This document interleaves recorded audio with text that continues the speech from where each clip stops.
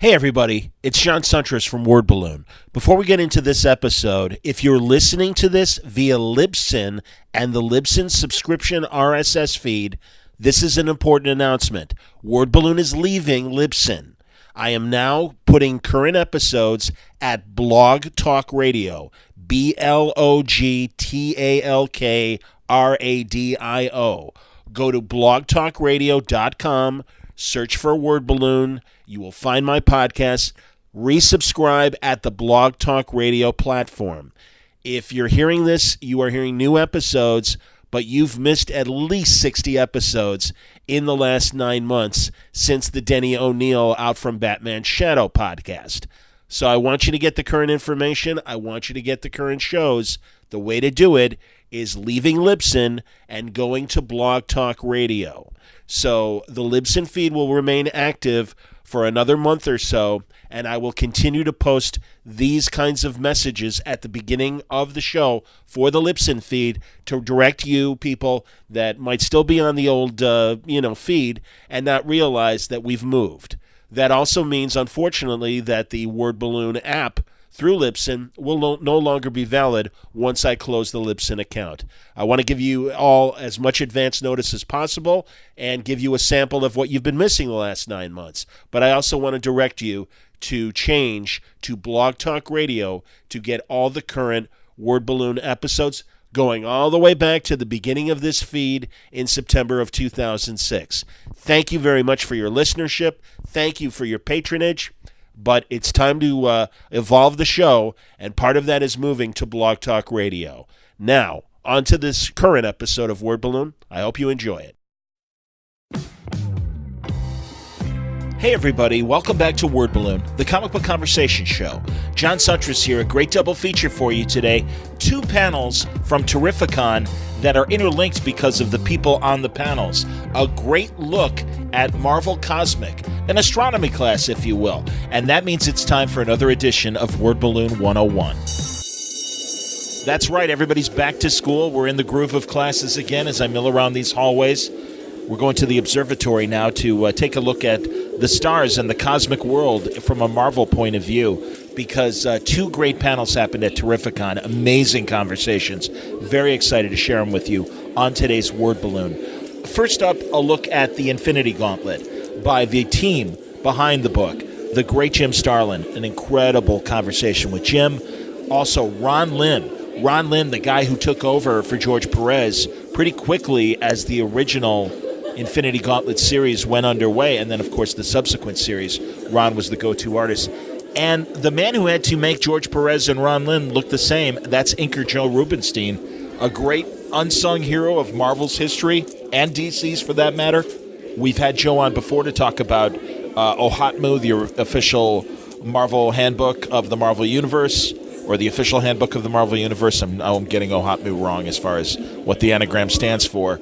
And we get into not only what Joe was able to do to match Ron Lim and George Perez's style, but also things about like the Krusty Bunkers. Do you know who the Krusty Bunkers are? You will when you hear the panel. So that's part 1. And then a continuation of the conversation with Jim, because the following morning I had him and Roy Thomas talk about the history of Marvel Cosmic. And that really got into some very interesting behind-the-scenes things. Did you know Jim was fired from Iron Man? And they do that story of why. And, of course, you know, that's where Thanos was born, was on Iron Man with Jim Starlin and Steve Gerber. But lots of really interesting stuff. Of course, the Infinity Gauntlet story led to the Marvel movie Infinity War. For you newbies out there, you should go back and read the original story. It's pretty cool.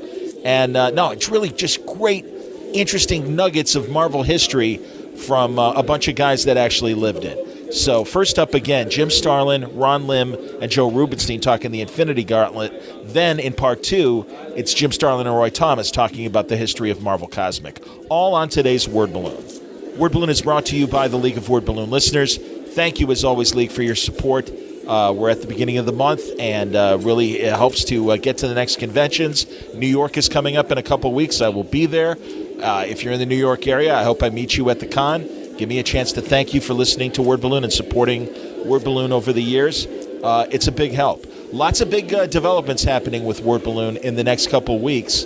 don't worry, subscribers. We're moving platforms, but it should be a seamless transition, and you should be able to get there without any issues. But really interesting moment here at Word Balloon, and I'm very excited about it. And I'll share you more details once they kick in. They should be kicking in this week, but right now, at the time of this recording, they haven't yet.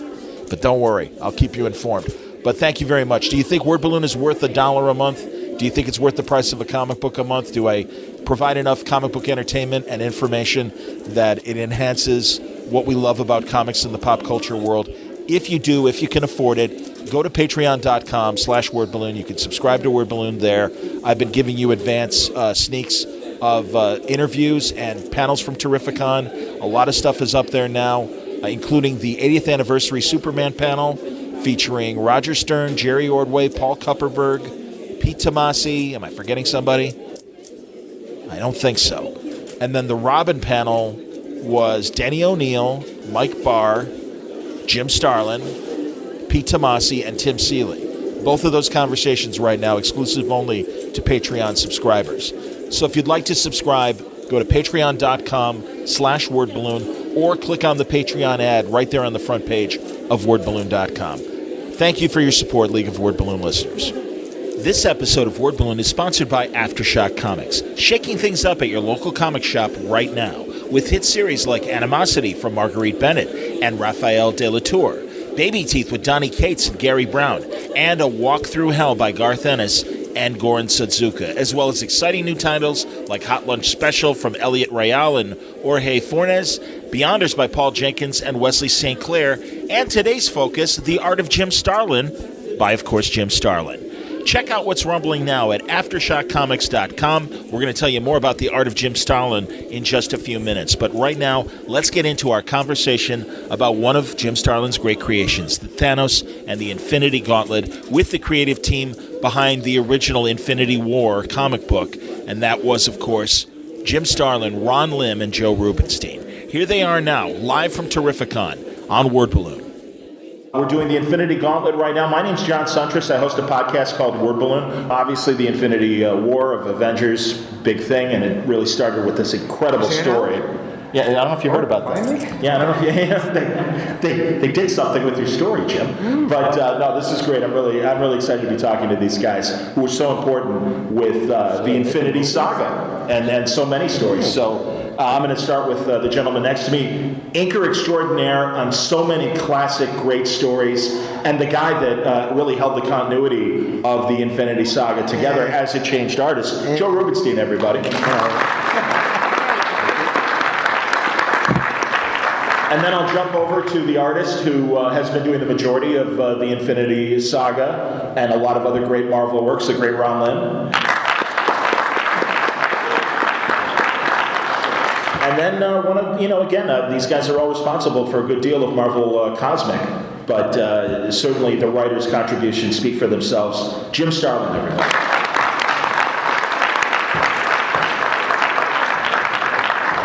So,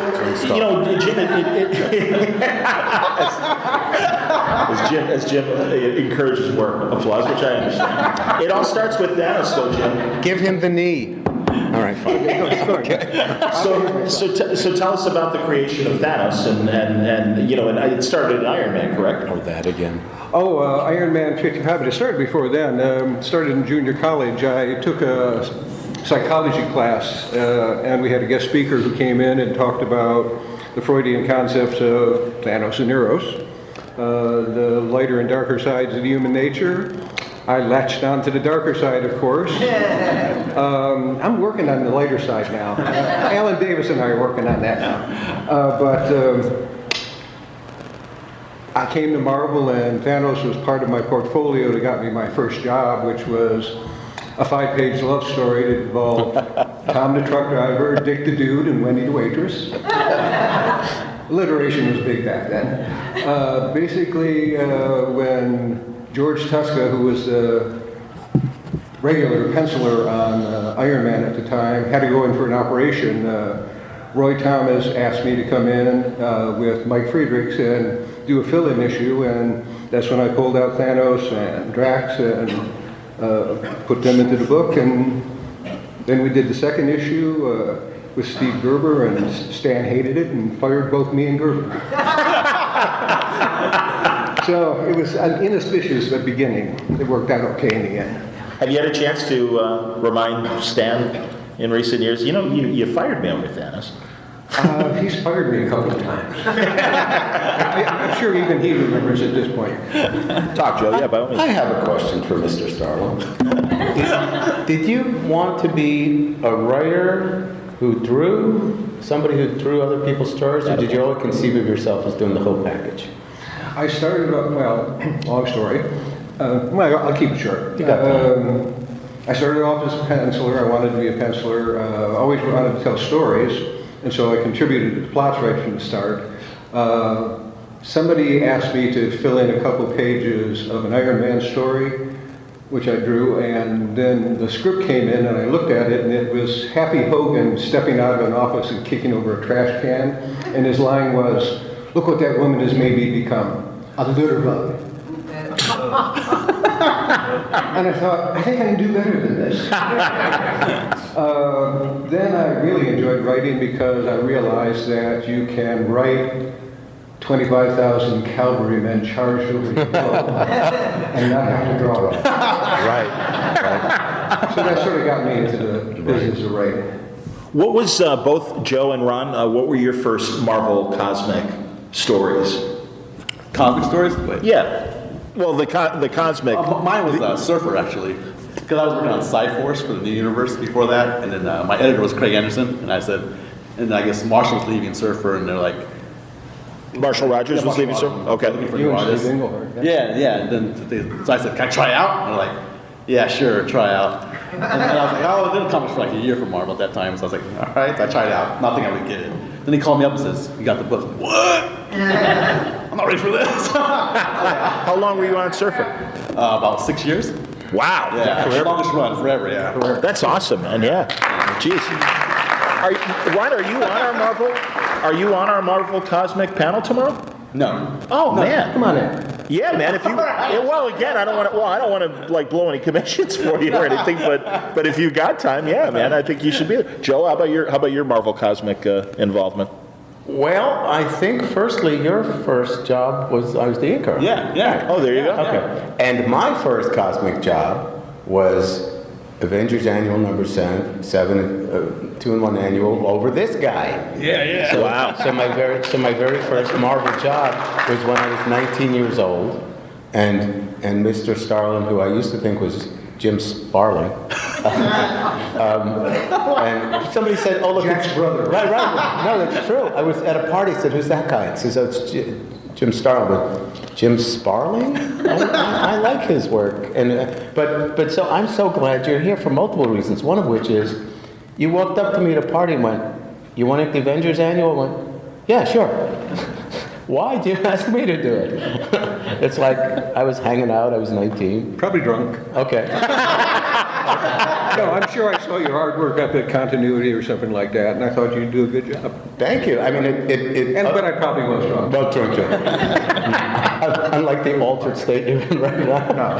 Okay. Just caught. But you know, it's like I was thrilled because there were all these artists at Marvel I was chomping to work with, like John Buscema, Gene Colan, and I was at DC. I started work at DC when I was 17 years old.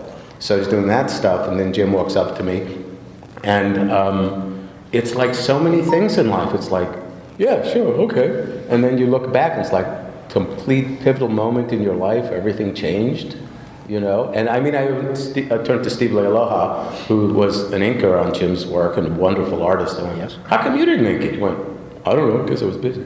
And that was that. And the funny thing is, over the next 30 years, they reprinted that thing like 10 times. Like every time you turned around, there was another reprint of it. That's the thing that got Thanos into the Marvel movie universe. Josh Brolin, that was one, or Josh Whedon, thank you, says that was one of his favorite comics when he was a kid. Wow. That's cool. That's excellent. That's amazing. And I'm going to probably ask this question again tomorrow when we're talking Marvel Cosmic in general, but I'm really interested in that great period in the 70s when there was more speculation that Chariots of the Gods, Eric von Daniken, period, and all these different things of, what was the mystery of the pyramids? Did aliens do it? And all the cave drawings of what looked like, alien astronauts and things like that. It was a guy named Ralph. I have proof. He inspired all this. No, I honestly, it seemed like that stuff was in the zeitgeist in a different way than, certainly I know Kirby was so blown away by 2001 and things like that. That also came from the NASA realities of space exploration. And I wondered if, as the mythology of what the cave drawings showed us and the Egyptians, and how people tried to spin that into sci-fi, if that stuff was ever in your guys' minds. No, my intake was more like Wilhelm Reich and Carlos Castaneda, the Don Juan stories. Oh, really? I wanted to do sort of mysticism and science fiction, and I knew what light years were, but I really didn't want to get the science into it. I wanted to get the story into it, and those are the kind of things I wanted to do, was more sort of spiritual, mind-blowing. I mean, all my characters go on trips when they go on story. Captain Marvel became a warrior who became a holy man. Warlock became a holy man who became a paranoid, schizophrenic, suicidal. So they change. That's excellent. That's great. And seriously, folks, if you want to chime in, because really this is a great opportunity to talk very much cosmically and stuff. Sir? Why did you decide to stop the character of Warlock? Because I remember you had like a character arc. Why did you decide to stop the character of Warlock? And I saw a story where it's like you went to paradise, and at the end of that's the end of one of your sagas. Well, the reason I ended my run on Warlock was twofold. One, I had a spat with Marvel editorial, and two, for the first time, and maybe the only time in comic book history, a number of books had to be canceled up at Marvel because they ran out of paper.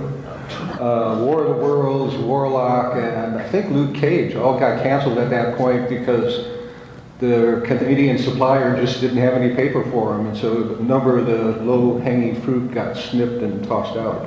Wow. Yeah. Around what year? Early 80s?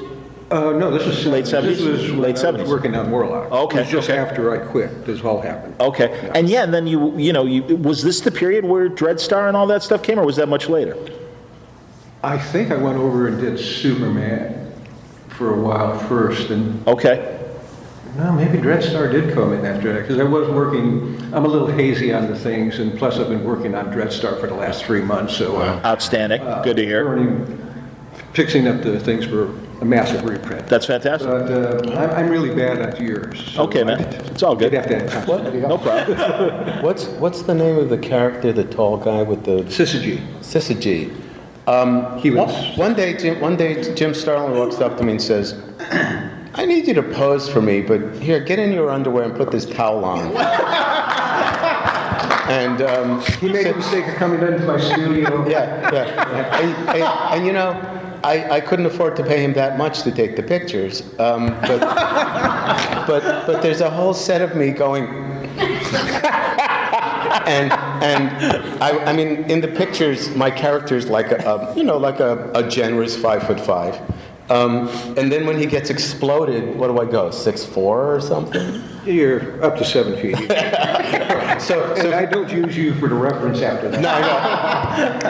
What, you couldn't All right, so if you buy the Price, which is the black and white painted origin of Dreadstar, I'm the guy walking around with a beard and hair. And, that's awesome. And there's a woman in it named Sister Marion, who was my girlfriend at the time. Hilarious. So I point that out to people that I used to look like that. Wow. A little known fact, which I haven't really brought up too often, was that Syzygy was supposed to be a black character.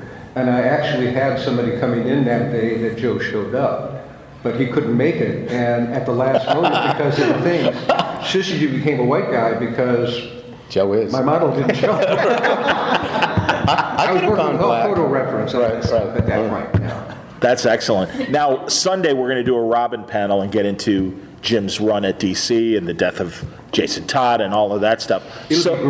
Oh, well, I look forward to the story. So if you're here all weekend, you'll want to check that out Sunday afternoon. But let's get back to the event itself, the Infinity Gauntlet, and what started multiple Infinity sagas and stories. Well, first of all, what brought you back to Marvel? I had killed Robin. Sure. So that was a bit. So Marvel took notice of that. No. DC. Or they were mad at you. It was their best-selling book that year. Yeah. And as a reward, they dried up all my business because they suddenly realized they had all these lunch boxes and pajamas with Robin on it. And somebody had to get blamed for this. Oh my God. And so, well, You're not gonna jump Denny on Sunday, are you? You're gonna. no, Okay, Danny, I good. bragged on this enough. Okay, good. Because he went on all the talk shows when the first thing came out and said, "Oh yeah, my idea. I thought it was great." And then when it came down to the shit hitting the fan, I got it. And so I went over to Marvel and started on the Silver Surfer. And every time I get fired, it works into something much better. You're fired. Man, crazy. Isn't it interesting to the fans that books got canceled because we ran out of paper? Jim Starlin goes to Marvel because somebody says, don't do that again. I mean, it's like you don't know about all the currents and all the politics that happen. You just buy the comic book and wonder, how come Ron Lim's not on the Silver Surfer anymore? Right. It's just, there might. I mean, Totally. as collectors, without mentioning names, would you like to know who embezzled and who stole? Yes. And who was a horrible human being? Yes. And who was an but Can I leave the room before you start telling yeah, I know. But at the same time, it's like there's, all right. So I'm a painter, and one of my big influences is Degas. And Degas was a raving anti-Semite, and I'm Jewish. So when I look at the stuff, I kind of separate that from it, So can you pick up a comic book by your favorite artist and go, oh, I heard about this guy. He's not a nice man. Yes. Can you separate? I don't know. Vinnie Coletta. Vinnie Coletta drew beautiful women. And I know he was a scoundrel and kind of mean. Scoundrel. That's a good word. That's poetic. All right, thank you. Well, I'm, trying to. There might be a couple of kids, but but that's what honestly, and it would erase Kirby's stuff, and Hey, yes. you want it done by Thursday? I can get it done by Thursday. Well, hey, man. Okay, but these people back here, my background guy, those are backgrounds. You ain't those. Right. Okay. Vinny was very proud that if you said, "Can I have 100 pages by Wednesday?" they were in. He was very proud that he got the publishers to save money because the work got done.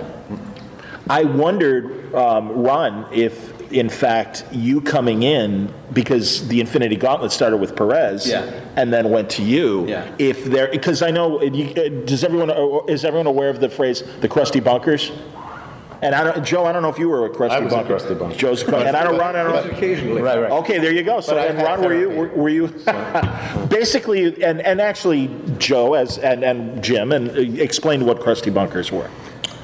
Crusty bunkers were a group of artists who would meet up at Continuity, and usually they gathered to help Alan Weiss meet his... Well, others too, like Brunner. Yeah, but Alan was the mainstay. Every time you had a 6-page job, there was a Crusty Bunkers emergency. Right. And they looked good. Yeah. Of course, by the way, when Jim said continuity, it means Continuity Associates, which was Neil Adams' studio, which was Neil being one of the great comic book artists and a groundbreaker. He had studios in Manhattan, so whenever you handed in a job, because you had to live in the tri-state area in those days, no FedEx, no computer. So you got done at DC, done at Marvel, you went by Continuity, you saw what Neil had, and maybe he'd go, like Jeff Jones walked in one day and went, hey Jeff, you want to ink a panel? He went, all right. And he inked the panel, and that was cool. You got Jeff Jones to ink something. And sometimes people went, all right, I can take 3 or 4 pages and I'll be back on Thursday. And Neil was the predominant look of the book. He would do the big heads and the big figures. And the jobs got done. So that's the crusty bunkers would get things done. by the deadline. And honestly, that is the fascination I have on both sides of looking at the art and reading the stories, but also knowing the background stories. No, that is part of the interesting thing, because this is deadline commercial art. It has to get done. It has to be there. And it's really, guys, what do you think, honestly, all three of you, as people who had to work under those deadlines? Whereas today, artists do get the license of, hey, you know something, artist X had a bad month. Okay, we're gonna postpone the book and we'll let him finish it. Well, some do. Some get that treatment. Well, I know that Brian Boland took like 10 months to draw the last issue of Camelot 3000, Yep. which is unbelievable. Yep. But the jobs I get, look, I was doing a job when DC was moving to Burbank. They did this Convergence series. Yes.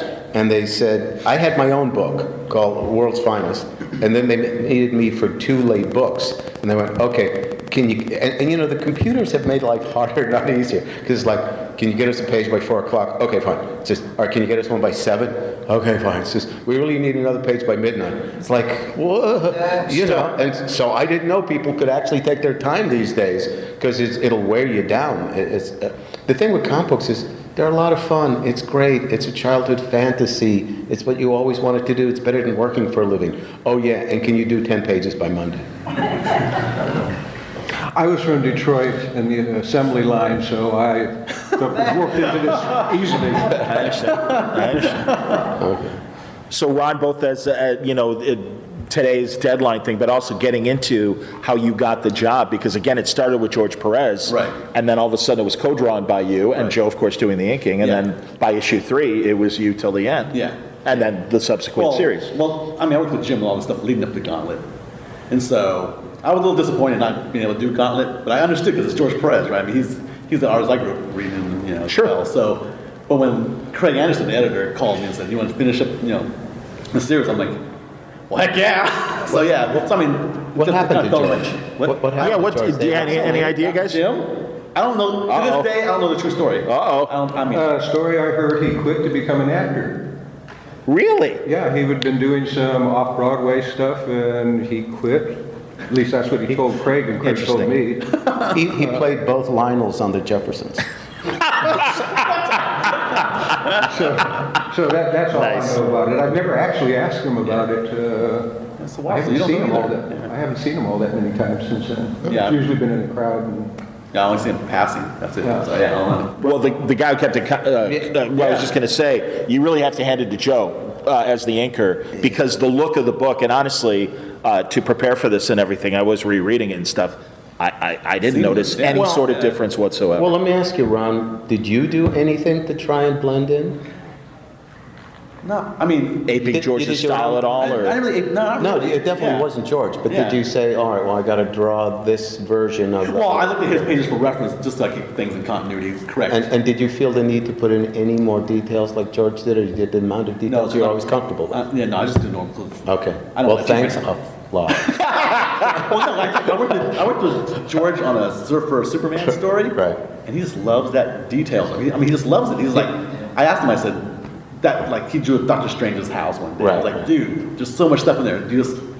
Why do you do that? He's like, because I love it. He just loves drawing it. But in those days, you got a George Perez page and went, this is going to be a lot of work. Now, it's like an after-dinner mint compared to Travis Schwartz and all these guys who George set the standard. Like, I'm not going to let him outdo my details, So, I had a problem. Man. okay. Any other questions? Sir? How did the Infinity Gauntlet evolve from the original Soul Stones? That's a good question. Yes, how did the Infinity Gauntlet evolve from the original Soul Stones? okay, I was raised in a Catholic family, and first few years of schooling, parochial elementary school, sister of crazy out of their head nuns were my teachers. Most of them were John Birchers. Wow. So somewhere along the line, once I started working on coming back to the Surfer and working on Thanos again, some of that Catholicism crept back into my system. I thought I'd worked it all out with Warlock, but I apparently hadn't. And it occurred to me, we talk that God is this all-powerful, benevolent into the out there. I wonder if he wasn't. Wonder if he was a crazy son of a gun who just wanted to do whatever whim hit him at that time. And so I had thrown the Soul Gems into the Avengers story that you inked, and they were just sitting around, and then you and Engelhardt had used them with the elders. Yeah. And so they were sitting there, and I thought, well, those are the 6 aspects of life, basically. If he becomes masters of those things, well, he becomes omnipotent. Right. And so that's where he came from, basically. Blame it on the nuns. Sir in the gray and the hat. Well, obviously not a perfect representation. What was it like to see your creation come to life on the big screen? Well, it's like you said, it's far removed. For one thing, he's got pupils. I'm never going to get used to that. But basically, there's thousands of people between me and Ed. Maybe I was the gem, and maybe there are some scenes that I recognize from out of the books and that, but they did an incredible job creating that movie and that character. I mean, Brolin must have sat there and scoured these comic books to look to see how he would move. He moved perfectly. It was just, they did, everything worked just perfectly on this thing to all these things coming together. Kevin Feige is obviously an obsessed, crazy madman who will not let the movie out of the studio until like 5 minutes before the premiere because he's making changes up until the last moment. The Russos were, they just wanted, they had the story, and they knew with McFeely and Marcus, they just had to knock things around and put it into this universe and adjust to the fact that there weren't certain characters. And, I'm just blown away by the process they did. I couldn't be happier. I'm very proud to be associated with it. Yeah. Ron, did you want to say? Yeah, actually, I'd love to hear what both of you guys think of the movie as well. I love the movie, first of all. But yeah, the version of Thanos, I was a bit worried. I mean, up until that point, we just saw him kind of laying out the plan. I went to gems, that's it, right? But yeah, to see him fleshed out was pretty amazing. I was blown away. Right. Well, when I saw the first Avengers movie and it was ending, and I thought, who could they get to reunite? I went, Thanos. And I went, ooh, I'm right. But I mean, I've been associated, not really associated, but a lot of the movies, I've done a lot of different books, so I can identify with the Captain America movie and the Daredevil movie and all that sort of stuff. And a couple of Wolverines back was actually my Wolverine miniseries in Japan, except it had very little to do with the series itself, which kind of disappointed me. But when I was watching, when I was watching the Thanos Avengers thing, one thing I kept thinking was, why do I keep taking off his helmet?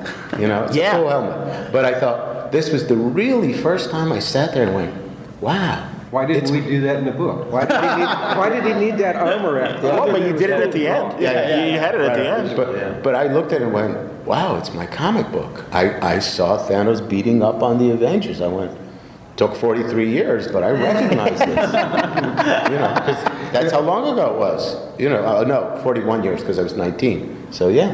I came at it from a different angle than anybody else because they invited me down to the set of the next movie before the first one was out, and I thought I was not going to learn anything, but it turns out that non-disclosure agreement I had to sign when I came in, all of them had done that a year and a half ago, and they were just dying to tell somebody what they were doing. So I immediately found out everything, so I knew about why they took the helmet off, and I said, gee, that's a good idea.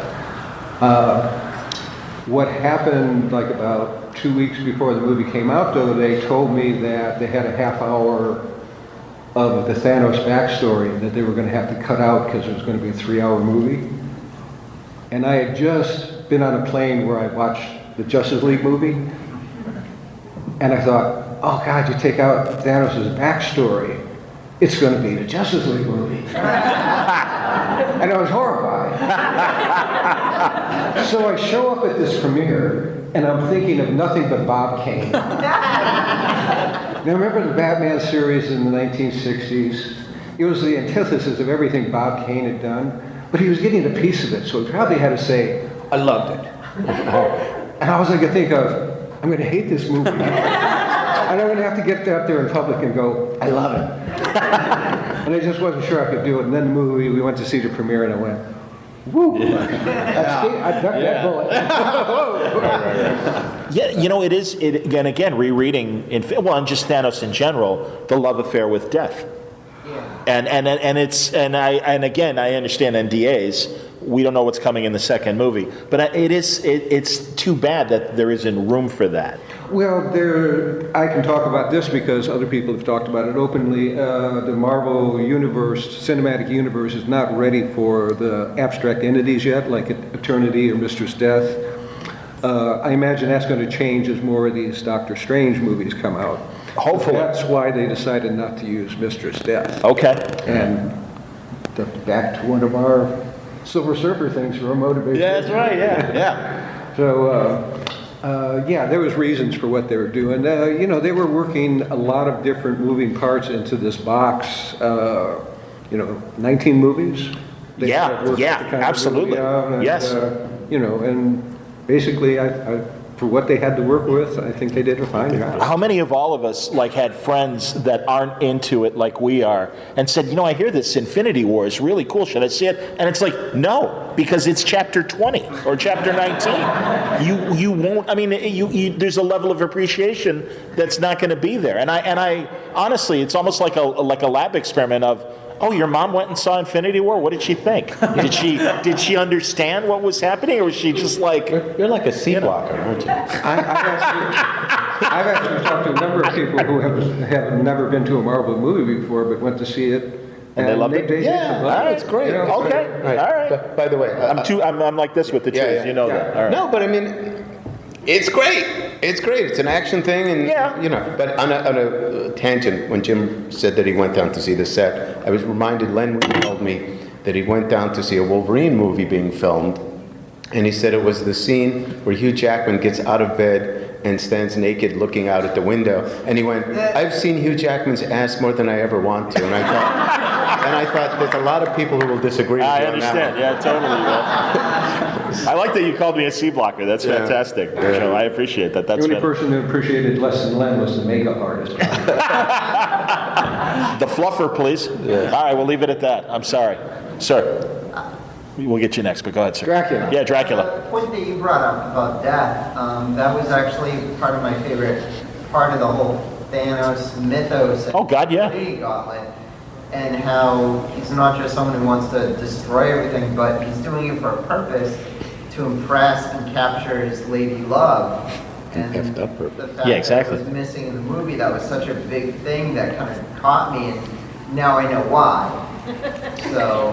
Well, there's also the fact that they made so much money off Thanos, and Josh Brolin is lobbying to do more Thanos. Wow. He started off going, it's a one shot, I'm going to do a one shot. And then 2 months later, can I get in the Eternals? That's wow. So I think there's a chance that Mr. Death will appear down the line. Yeah. It's such a Don't big write part her of off the yet. stories you've done with them, so. Yeah. No. It's Sam and Diane from Shooter. One moment, so I'm going to go to this gentleman first, and then you. Go ahead. I have a question based on one thing I found with you two characters, Thanos and Warlock, is they have very distinct word balloons. That they've always been lettered with a weird word balloon. In your mind, how do you think each of those characters sound? Because they look different, so obviously you're not intending them to sound like regular Joes. So. Which characters? Yeah, which specific character? Oh. How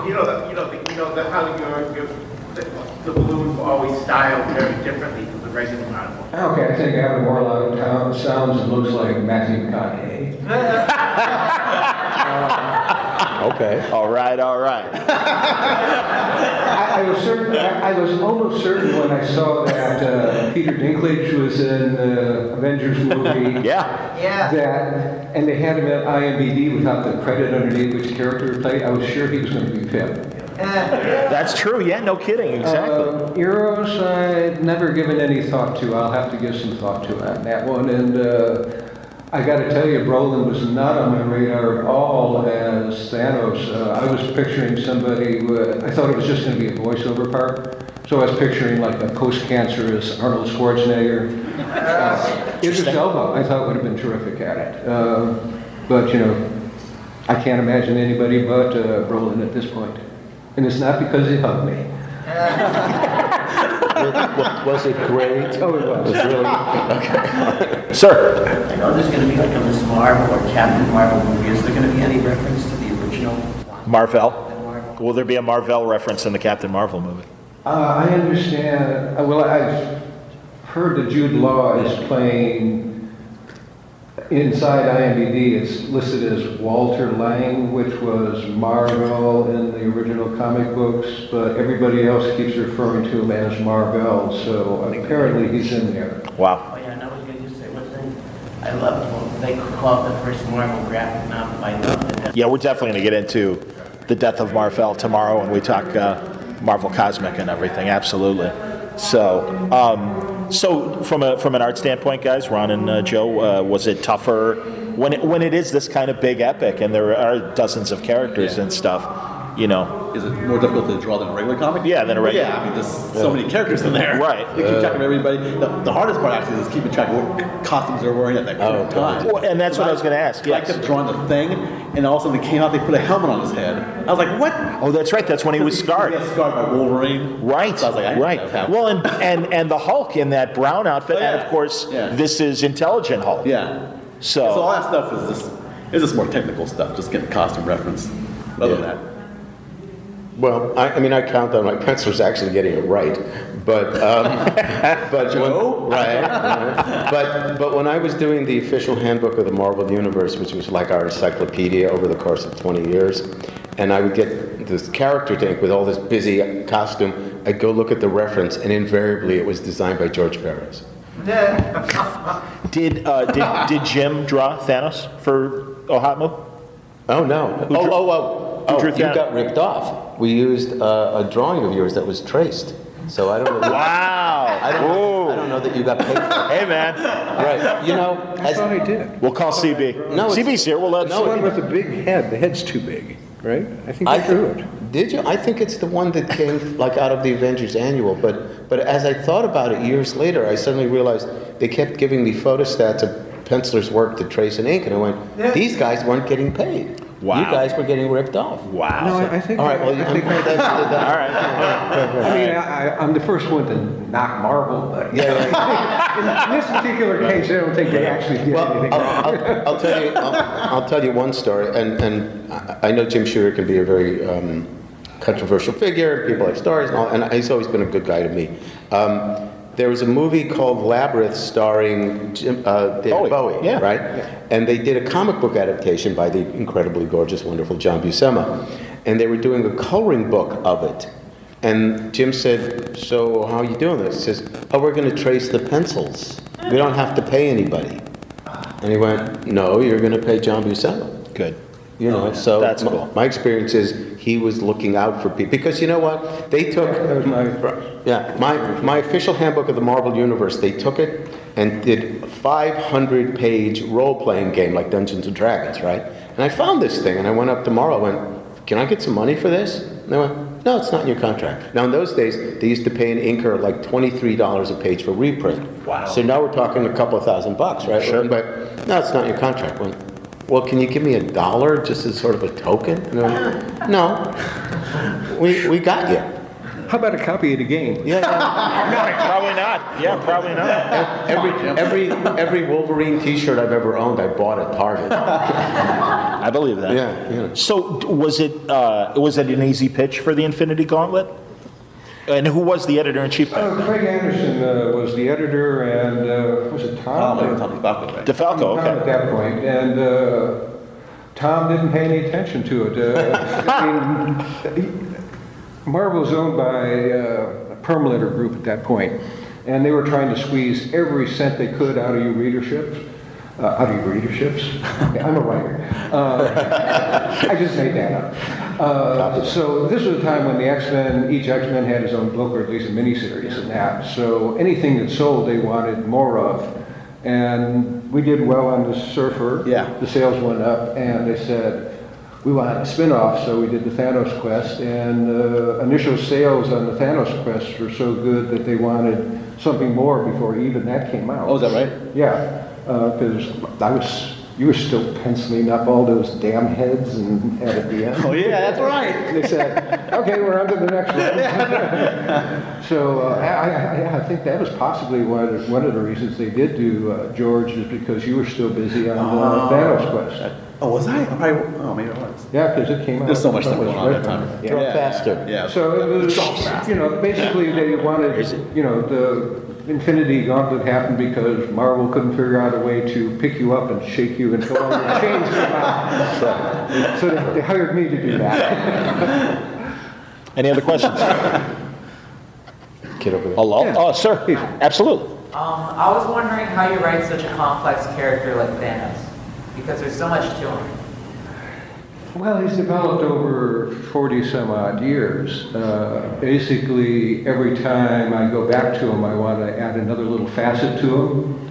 And every time I sit down and write him, I sit down and write everything I've done beforehand. So it's not like I've got this encyclopedic knowledge in my head. It's there on, for me to go look back at. And I work on 3x5 cards to set out the story. So, I structure a story like a person builds a house. You got to get a frame first, and then you start doing the elaborations from there. And basically, he's somebody who I really love. It breaks my heart I'm not going to be doing any more of his stories, but, I had a lot of fun with him. He was a great villain, hero, complex, and he was the kind of character I would have wanted to read. So that's basically how he came about. But Jim, when you started to draw Thanos hanging out with Mistress Death, she wasn't a girl yet. You started to build up her chest as the stories went on. I'd had that. I think it was the second issue of Captain Marvel, and I designed it up and did this hooded figure, and I went, who the hell is that? And I think I did go back and actually up a little bit on that. Okay, But she kept getting more feminine as she went along. But you always knew she was going to be Mistress Death from almost the beginning, or? Oh, maybe by the end of the issue, by the time I finished penciling it, I figured it out. And within all of your years of writing, you never thought, all right, I got to get Thanos here, but that series, I don't have enough time, so maybe 5 years down the line, I'm going to get this aspect of him out. You didn't have it even that? Oh, I might have some ideas, but most of the time it's, just, that would have been cool. I find creativity works best when it's spontaneous. Captain Marvel 25, there's a creature in it called Eon. He's sort of like this floating thing with an eye and a face on one side. Right. Some hair on top. He came about because I was coming back from a party, maybe a little bit inebriated. So there's a theme. This was in New York City. And I was stopping at a light, and there was a bag of garbage. There was a garbage strike at the time, and there was a paper bag over by one of the stores, and it had a grease stain. Something was seeping on it, and I sort of looked at the grease stain, and I went, "That's a really fascinating shape." And I immediately ran home and drew it up, and that's where Ian came from. So I like things that kind of happen, So the hair was asparagus. It could have been. Later on, there were some broccoli guys. Right. In Warlock, there were some. But I'm still intrigued about your idea of yourself. Are you a writer who draws, or an artist who writes, or is there no difference in your mind? That's a good question. Well, seeing that I blew my hand up and can't draw anymore, well, now you I'm can't. a writer. Yeah, but were you an artist who wrote? I never gave that any thought. I mean, it was just All the something I same. did. I'm a storyteller. Right. Okay. Just whatever aspect. So it's just like when Harrison Ford says, I'm a movie maker, he thinks about, besides my acting, all the other things, because he's involved in the totality as you are, when you do your story. Yeah, my mind tends to meander onto things other than that. That's too specific and too concrete. Okay. There's a How real... about you? I'm just a little confused about, you created Thanos, but doesn't Marvel own it, and can't they just, why are they allowing you to develop a character? Why don't they just rip it away and let them? They have. They have. Well, they have, yeah, truly. The last couple, Please. yeah. I mean, and again, nothing against the writers and artists who got the jobs, but no, it's obviously, I'm sure that's It's a a point of work-for-hire job. I mean, I got a little bit better deal than most on the work-for-hire thing because there was some lost paperwork. And so when Thanos showed up at the end of the Avengers movie, Marvel and I had to come to terms again on stuff. And, that's why he's in the movie and why I went back to work and But why... in the comic, when I was thinking, in the comics, you're doing different adventures, and they're letting you run the project because it's your character, right? Pretty much. The really good editors would let me run whatever I wanted to because they got good results.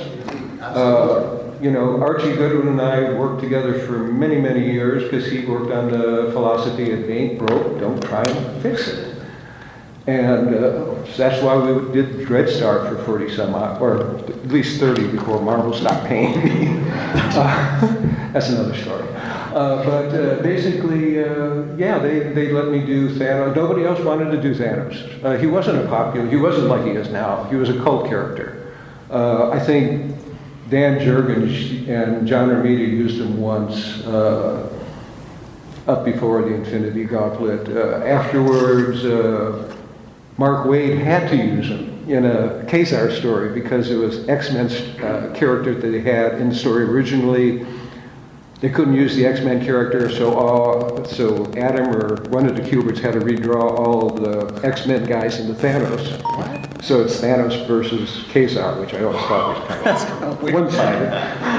What do you guys think of the evolution, of the Guardians? Man, when they announced the Guardians movie, and I'm friendly with Quesada, I'm friendly with Brian Bendis, and they were part of the Marvel movie panel, and they're like, we're doing Guardians next, and I'm like, really? I'm like, is that a good... I'm like, God, I don't want this to be the movie that kills all the great success and everything.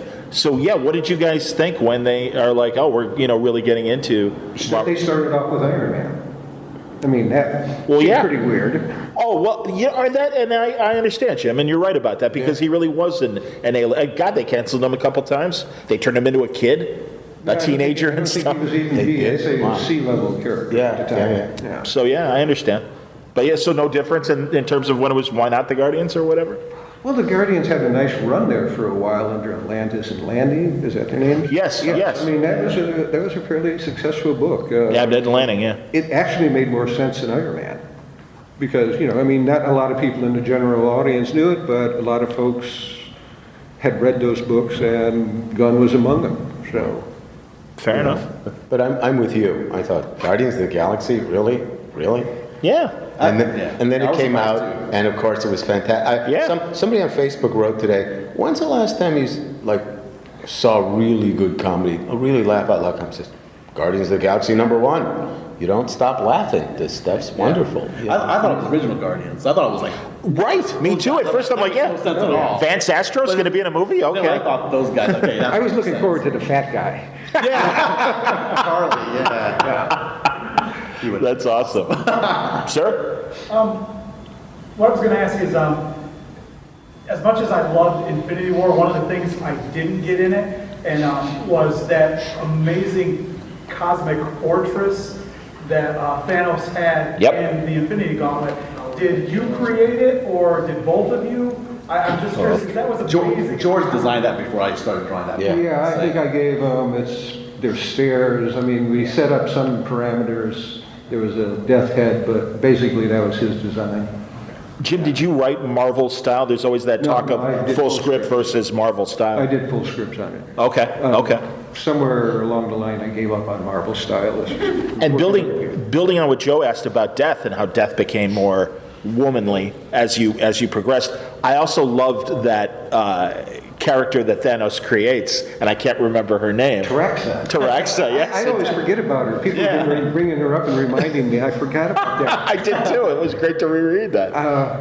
It's kind of embarrassing. There's really a lot of misanthropic stuff in there. But it fits that. But it is kind of this great jealous move. If you guys don't remember the story, where Thanos is just like, "Fine, Death, the hell with you. I'm omnipotent. I'll create my own love thing." She's great, and it really was this kind of. And I guess it was '90s and everything, but it really did feel like that kind of a Baywatch kind of, idealized. I thought it was narcissism personified. Absolutely. I had it in for Nebula, so she got treated really badly on purpose because they said she's Thanos' daughter, and I went, he's never, my Thanos would have never had offspring. Mm-hmm. Yeah, he says it. He's like, well, she says she's my daughter, so okay. So I abused her terribly in the story. Very decomposed. I think Gunn's done it even worse. Yeah. And looking back on it, it's a little embarrassing at this point. There's a little bit of sadism involved in that. So, but it is Thanos. Aren't they doing a blow-up doll of her?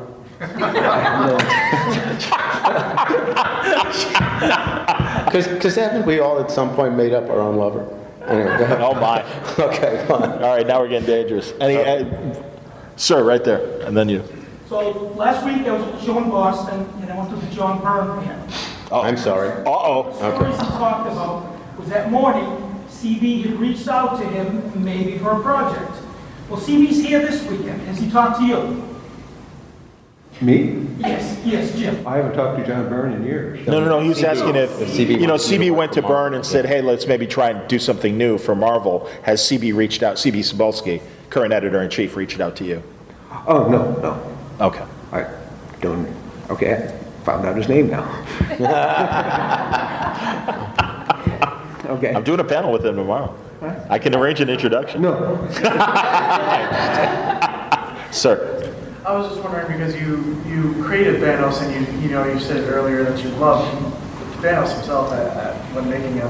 What was your favorite storyline to put Thanos in and to really build on? What was your favorite story? The Thanos quest. Yeah. He's never been nastier than that. That one had all the beats working right on it, and he did a terrific job drawing it. That's my favorite Thanos story. Yeah, same here. I love the Thanos stuff. Right behind Death of Captain Marvel. That's my favorite story, and Thanos quest comes right behind it. How about for the two of you guys, your favorite Marvel cosmic stories? Well, Thanos was his favorite when I worked. Well, okay, yeah. So, Joe? Well, you mean to read or to work on? Well, to work on. Or read. Well, I did the Infinity Gauntlet, and what it ended with him sitting there with his, his helmet off and going, "This is cool." I thought, who has seen the Scarecrow at the end of the movie? Yeah, I saw. Who has seen it? I didn't remember seeing the Scarecrow at the end of the movie. Yeah. Oh, it's on the Blu-ray? It's always there, and they kept saying. I went to the premiere and they went, "What did you think of the Scarecrow?" And I went, "What's Scarecrow?" Oh yeah, that's cool. Yeah. I didn't see it until the fourth viewing. Okay, good. Blu-ray. Yeah, all right. Well, I feel better then because I'm like, this is. It's really tiny in the lower left-hand corner of the screen. You know what? The lower right. Yeah, all of Jim's cosmicness and madness and craziness and shit. I think one of the things that separated Jim from all the people that was writing this stuff was Captain Marvel died of cancer. Yeah. He didn't die of zap bam. Right. And when Adam Warlock died, and see in the annual, Jim asked to ink that page because obviously it meant something to you. It's like it was a chapter ending and it had some pathos to it. And Pip standing there with the frontal lobotomy and the blood running down his nose. It's like, it's like in Watchmen, Batman and all those people beat the hell out of everybody, but Rorschach goes and breaks the guy's finger and goes, "Ooh, that would hurt." Because it's real. So the fact that Jim keeps killing his people is very like that could happen. Robin blowing up. Right. Oh yeah, blowing up. Robin, yeah. We've all blown up Robin once or twice. I'll save my things on Robin until Sunday. Yeah. I understand. No, so I think Superman is not super unless the world he's walking in looks like it would be rough to beat up. You know, it should be solid, and there should be a reality to why these people walk around. Because, you know, superheroes are like weird, strange shut-ins. It's like we hang out the mansion till something happens so we can go save the world. Sure. It's like, shouldn't you have a hobby? Shouldn't you, you know, like do like pit bull rescue or something? I like that. Guys, I'm going to wrap up because we're getting close to the time to transition. But seriously, a great conversation, exceeded my expectations. Ron Lim, Jim Starlin, Joe Rubenstien, thank you for your great work. Thank you for this conversation.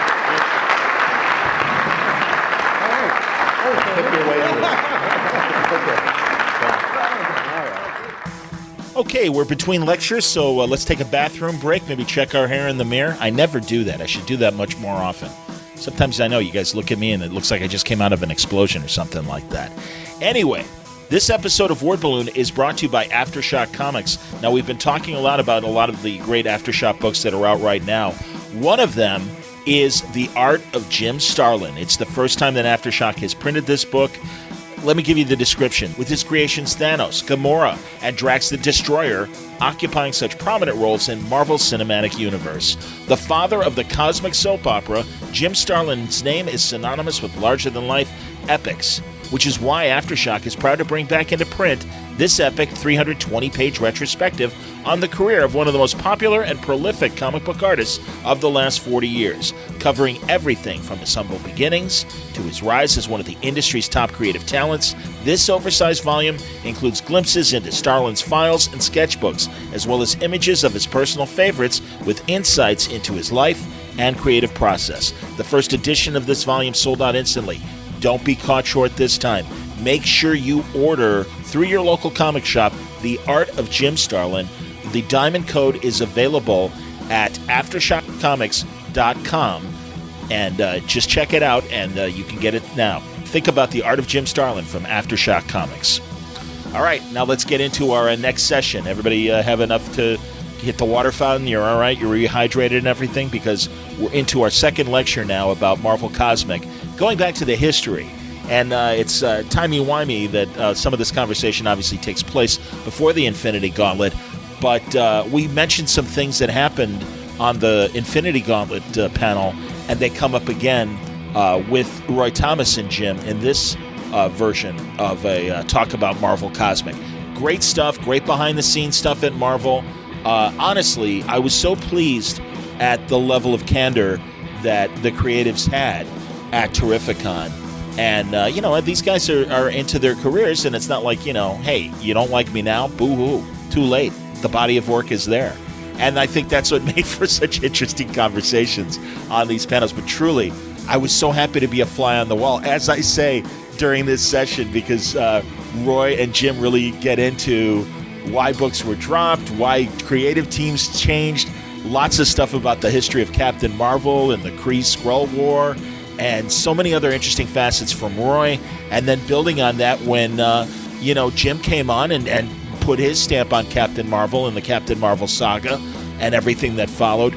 I love this conversation, so really excited to bring it to you now. Roy Thomas, Jim Starlin, talking about the history of Marvel Cosmic, now on Word Balloon. Welcome to two-thirds of us. Exactly. Welcome to two-thirds of us talking the history of Marvel Cosmic. I'm very excited to be doing this panel. My name is John Suntress. I host a podcast called Word Balloon. It's at wordballoon.com, where I get to, when there aren't conventions, have the same kind of conversations we're about to have today. So I'm very excited to present Roy Thomas. And let me tell you about Roy for a second. I'm sure you already know, but Roy is a legendary comic book writer and editor who was Stan Lee's first successor as editor-in-chief of Marvel Comics. He's known for co-creating some of comics' greatest characters, such as Wolverine, Carol Danvers, Morbius, The Vision, Iron Fist, and Ultron. He also introduced the pulp magazine heroes Conan and Red Sonja, along with the sci-fi fantasy Star Wars, to Marvel.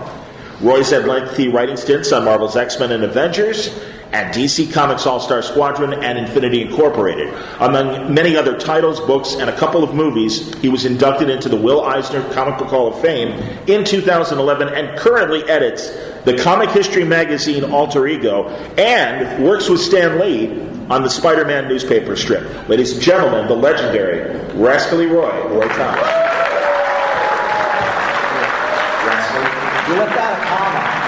I think you left out a comment.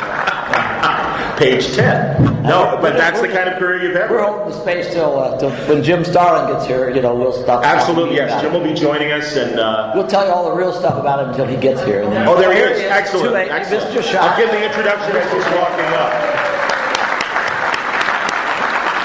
Another important voice, not only in Marvel's cosmic world, but DC's cosmic world as well. The creator of Thanos, the Infinity Gauntlet, so many other great creations. Ladies and gentlemen, Jim Starlin. The other one broke too, but we got the ear, so we'll take it back. It's falling to pieces.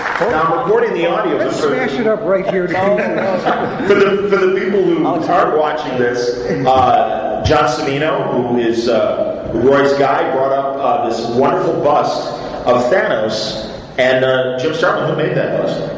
Yeah. Long time ago, yes.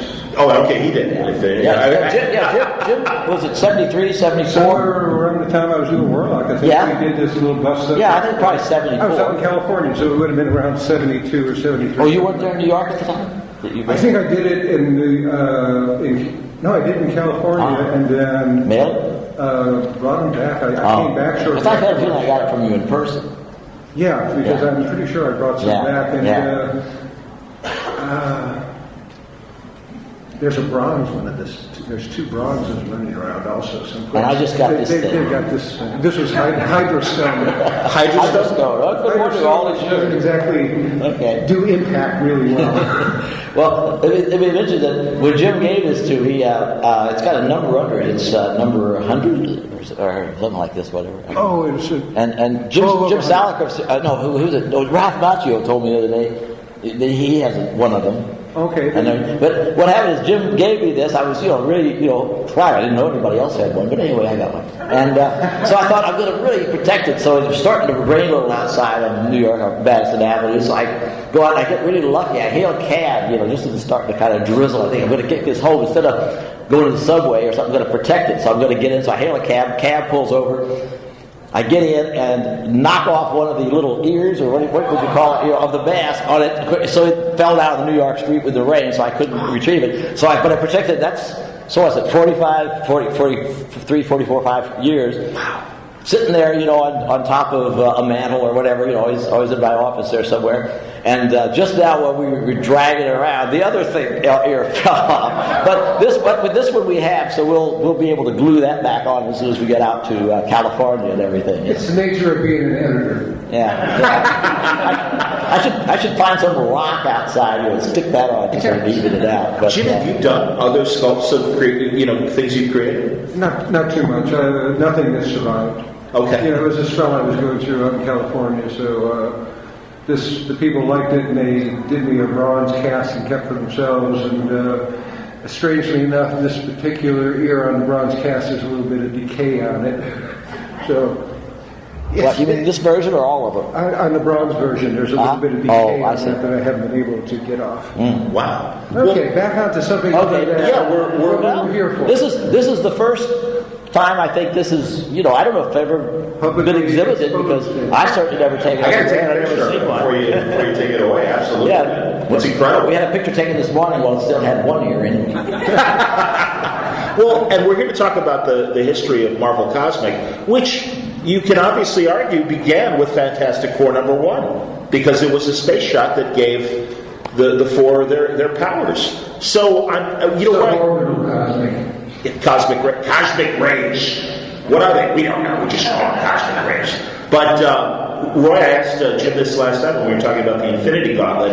I wondered if, as you guys were creating sci-fi stuff, how much of the zeitgeist of not only space exploration from a NASA standpoint, but also I was a little kid when Chariots of the Gods and Eric von Daniken's theories came out, and it really seemed like that was kind of exploding all over the place. And I don't know how much that influenced what you guys did, and you specifically in your writings, of any of those cave drawings and that speculation that the pyramids were created by aliens. And you may have been a little kid when von Daniken wrote his book Chariots of the Gods, question mark.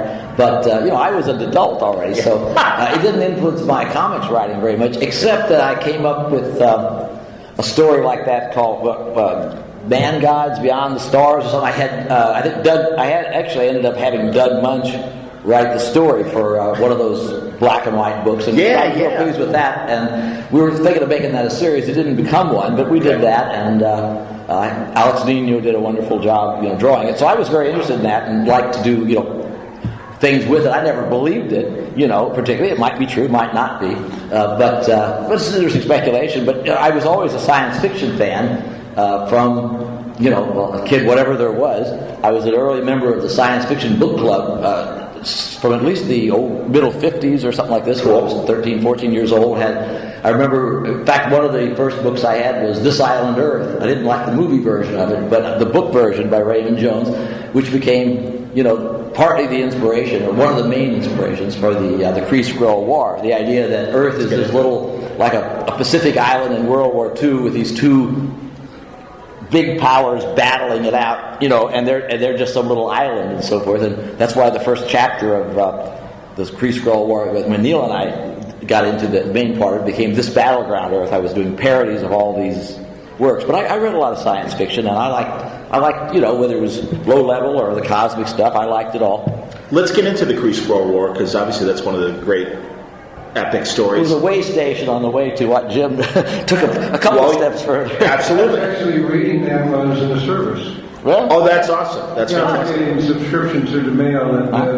in fact, I got a subscription to Captain Marvel, and it got canceled, and I ended up Captain Marvel and one other book, I forget, and they both got canceled, and they were replaced by 2 subscriptions to the X-Men, which I didn't care about. But you got twice. I got it twice a month. The first bad dealings I had with Marvel. And certainly, surely the last, right? Well, yeah. Wow, that's insane. This was smooth everything. So, Roy, were you editor or writer when you were doing the Kree Skrull, or was it Stan? I mean, who greenlit the Kree Skrull War?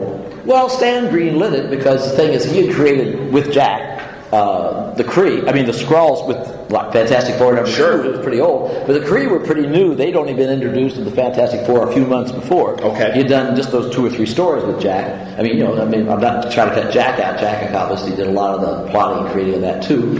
I don't even know which of them, 2 of them came up with a particular name, or whatever.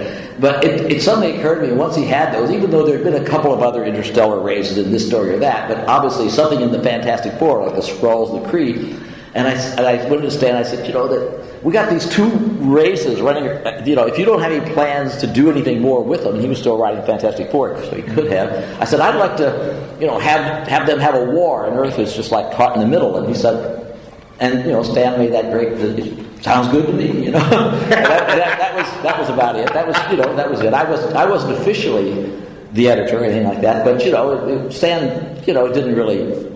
we just generally, I would go in and give him an idea and he'd say fine. Your editorship must have been only months away at that point. It was close. Yeah, it was pretty close. Okay, yeah, that's why I wasn't sure about the time. Yeah. It is this incredible epic. It's, again, I even think the start with Captain Marvel was such a great character. I love the fact, too, that Marvel just kind of, had that name was out there and nobody was using it. Mm-hmm. Fawcett had stopped publishing the original Captain Marvel, and he comes along, a very different character, and again representing the Kree. Well, Stan has this delusion that he wanted to do the Captain Marvel character. I happen to know that that isn't true. I mean, he believes it. He just doesn't remember. But in '67, Martin Goodman, somebody came to Stan remembered this at the time because he told it to a couple of college things. But Martin Goodman, the publisher, was approached by somebody who wanted to. He said, if you could use the name Captain Marvel and do a comic about it, I could make it into a TV show. And he wanted it to be science fiction-y. That's why he has that space.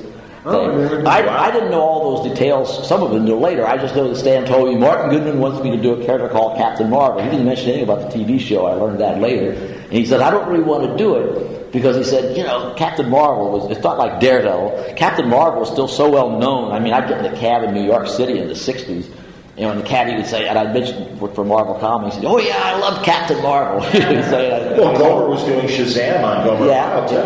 Yeah, right. It was in the culture. And of course, they still had that awful comic book that Myron Fast did. And the lawsuit over that we'll go into. Where his body would split into different. Yeah. Unfortunately, got back together again. It was fine. But anyway, the thing was that, and so Stan had to do it, and you could tell they didn't want to do it. But not only is it a shorter story than usual, like 13, 14 pages, but by the second issue, he just dumped it in my lap with no directions at all. Just here it is, take it, And luckily, I was enjoyed. But I made a terrible mistake on Captain Marvel because I suggested several color schemes for that costume, and unfortunately, one of them was white and green, and that was one of my great mistakes. But to make it up, I was the one who got him to put the Saturn type of planet. Gene Colan had put it in without. I said, well, you've got to have a chess symbol in there, so I got that. But then I negated it with the green and white. You didn't like it either, right? No, I actually remember Gene didn't like it all that much. None of us liked it. Even I didn't like it. It was my idea. I don't know where as soon as I could. We got back to primary colors, when Gil and I did it a couple of years later. But, nobody's perfect. Well, that's an excuse to obviously talk about Jim's evolution with the character then. Well, it was...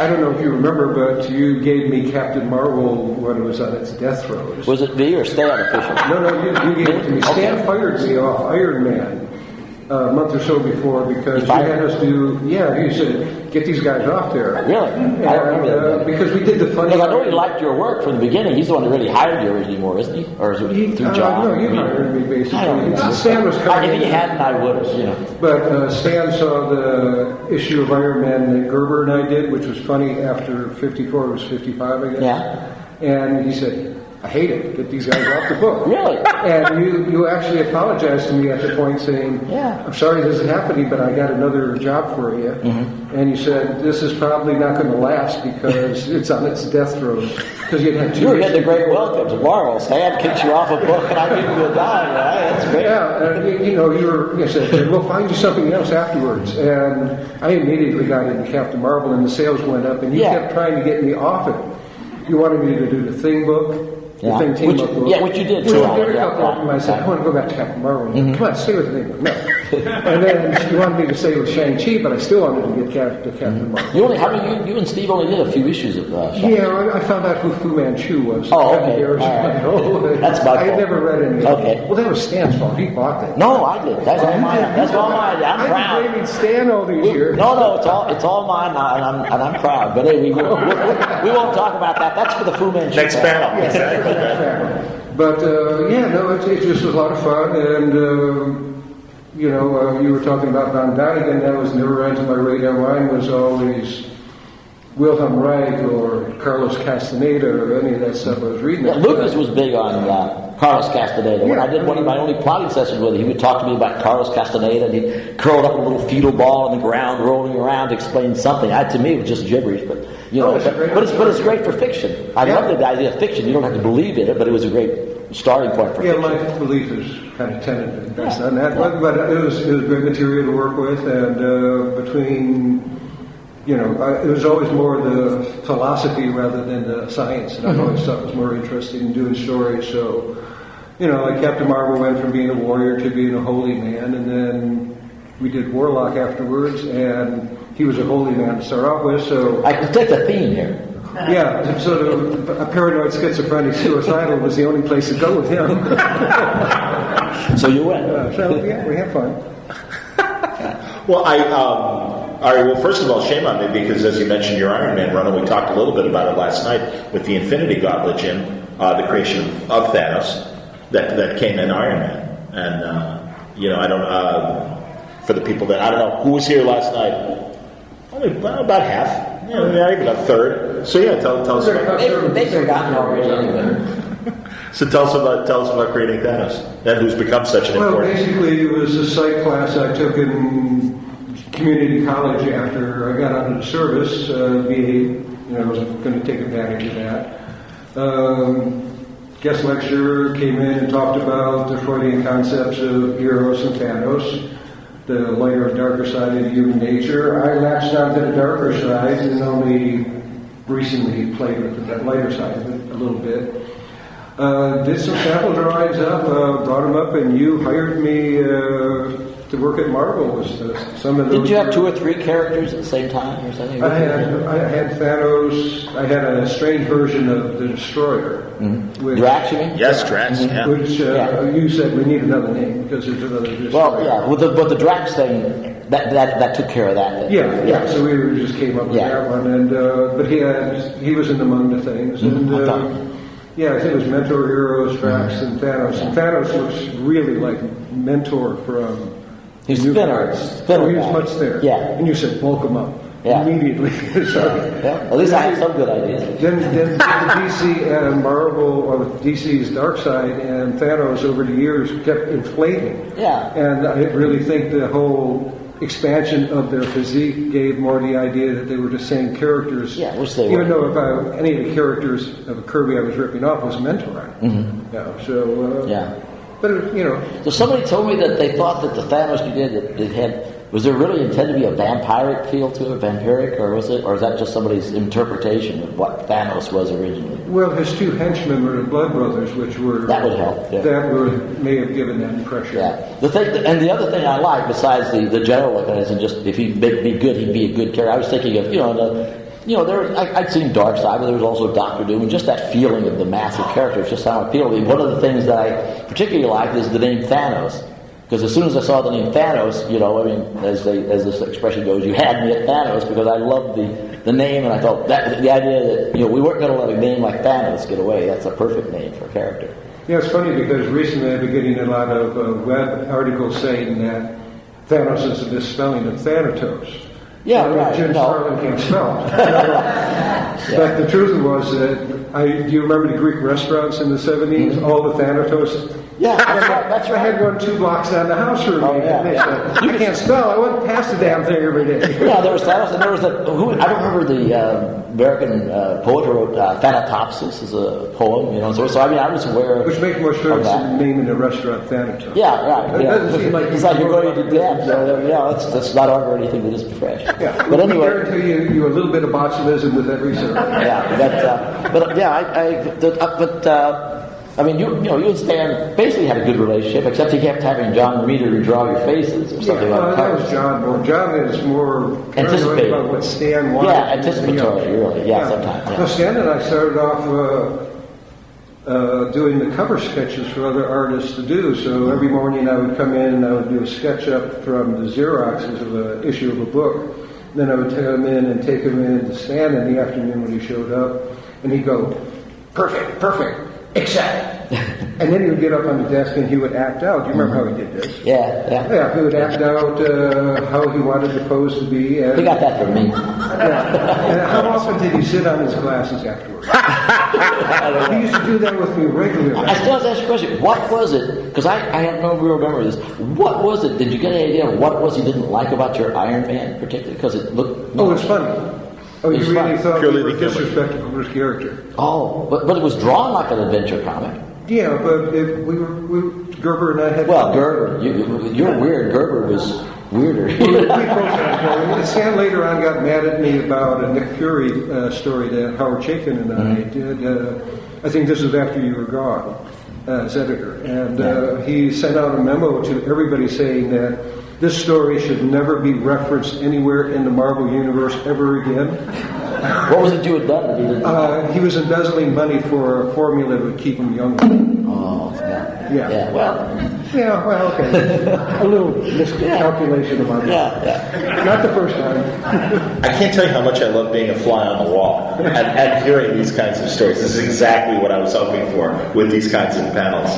The visual evolution of Captain Marvel to the more recognizable costume and everything. Because as you guys said, I like the original. Well, Gene had done that, and if we had done it in different colors, it might have worked a little better. But I made that mistake.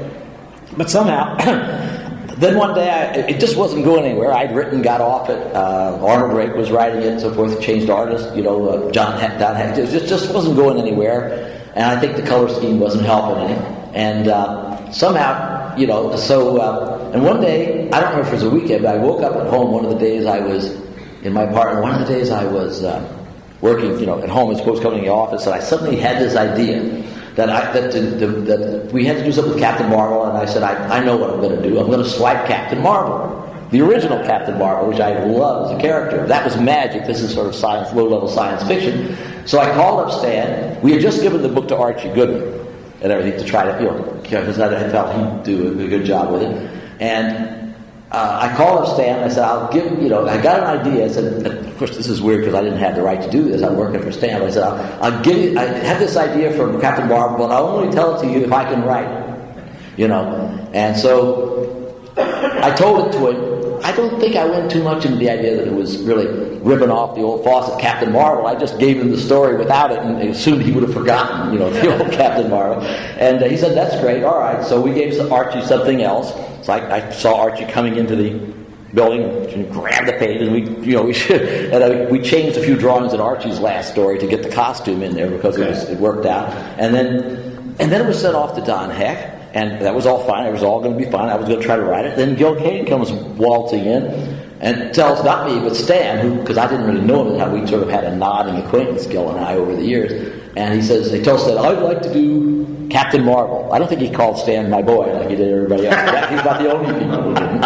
He said, I'd like to do Captain Marvel. That book is going nowhere. Well, he had that right. And he says, I'd just like to do it. So he says, well, Roy's in charge of that. See what he thinks. So I said, that's great. So just as I yanked the thing away for Archie, now we yanked the plot back from Don Heck, gave him something else to do. He didn't lose a dime on it. Didn't care one way or the other, really. And gave it to Gil. And Gil, I think he had Roger Brand. You know Roger? The Underground. I think he was an assistant at that time. He broke it down.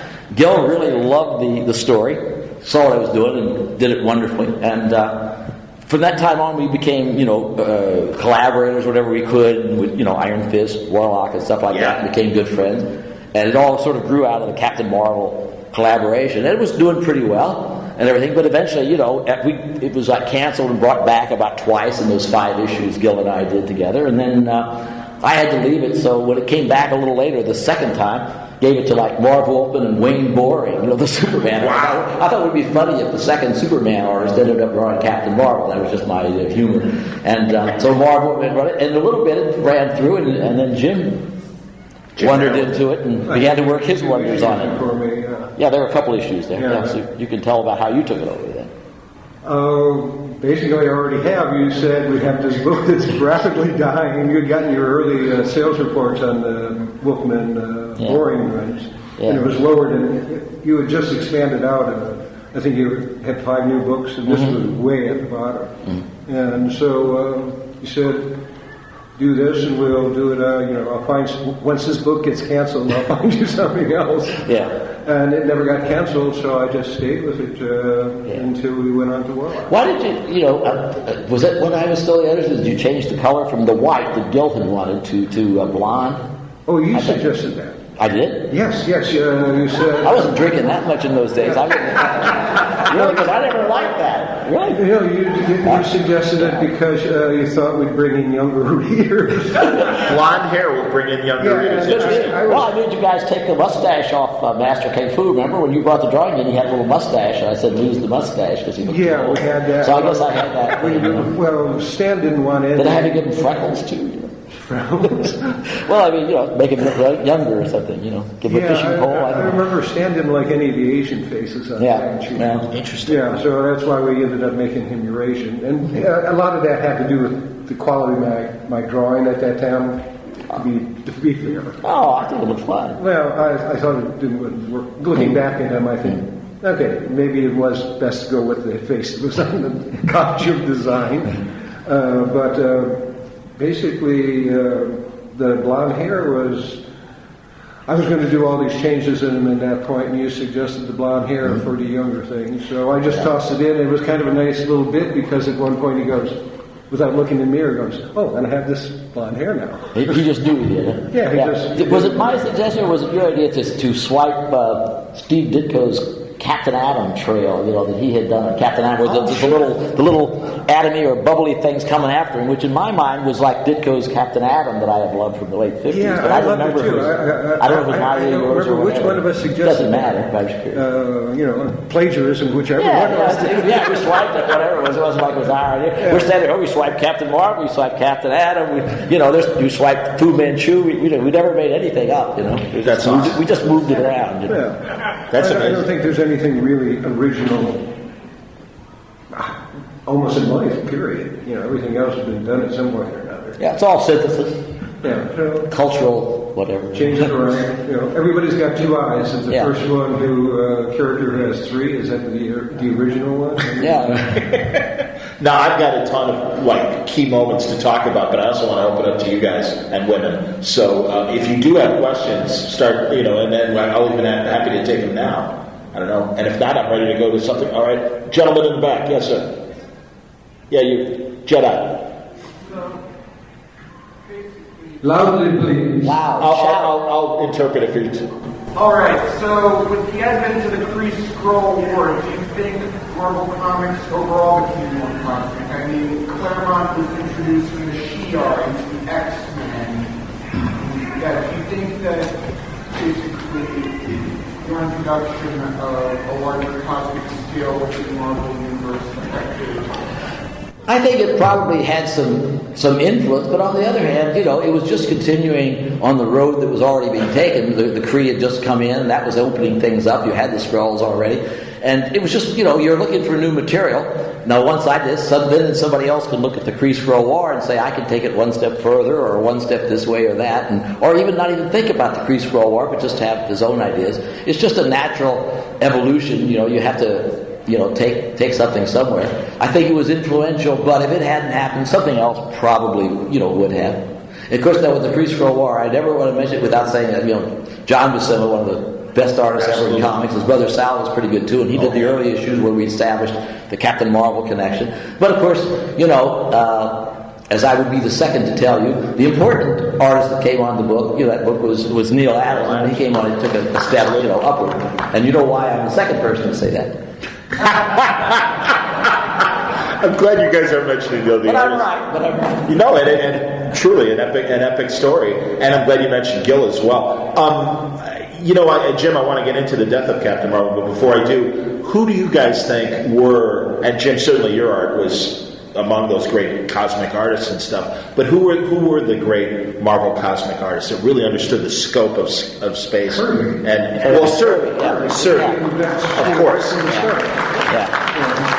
He's the architect. The name above the title, absolutely. Mm-hmm. But then, as you say, Gil Kane and everything. But others beyond the greatness of Jack Kirby, of course.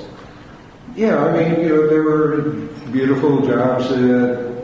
A number of these other artists you've mentioned along the way, the cosmic stuff, the space stuff, you get tired of robbing bank stories and I've got a bomb I'm going to blow up the city with. I mean, it was good to get out of off Earth. We had the Silver Surfer who was stuck on Earth for the longest time, and I think it was you finally freed him up. No, I don't know. Later. I think it was later. Yeah, I think it was later. Yeah. Yeah, and so he, he should have been out there from the beginning, but we just. Well, Stan kind of wanted. I think Stan wanted to keep him earthbound for a while because to keep it down there. But then on the but then as you start expanding, he's been on Earth for a long time. Maybe it's time for him to go back into space. Where he started. And as far as if you're talking about cosmic people at Marvel, if the first person is Jack Kirby, the second most important one, for the sake of of the history of it, would be Jim. Really.